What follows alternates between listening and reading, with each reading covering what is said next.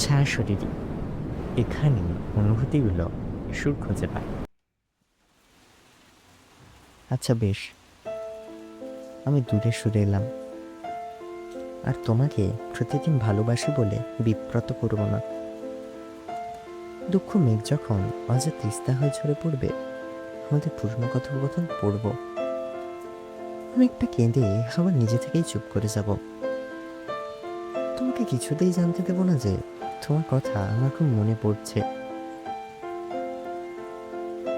যখন অনেক দিনে জমানো কথাগুলো হাঁসফাঁস করবে, তাতে ধমক দিয়ে চুপ করিয়ে দেব।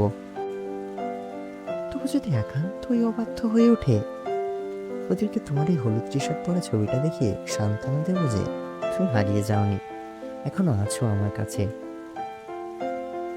যদি হঠাৎ একদিন মাঝরাতে ঘুম ভেঙে মনে পড়ে রোজ রাতে আমরা অনেক গল্প করতাম, তবে আমি না হয় খোলা চোখেই তোমার স্বপ্ন দেখব। দেখতে দেখতে রাত কাবার হয়ে ভোর হয়ে গেলেই নিজেকে ব্যস্ততার সাথে এমনভাবে জড়িয়ে ফেলবো যেন একখানে তোমাতে ডুবে থাকে এই আমিটা আর তোমার কথা ভাবার অবকাশ না পায়। সবশেষে নিজেকে বুঝিয়ে দেব নায়িকা নয়, আমার ভাগ্যে তোমার গল্পের বাড়তি কোনো চরিত্রই বরাদ্দ আছে। অতীত।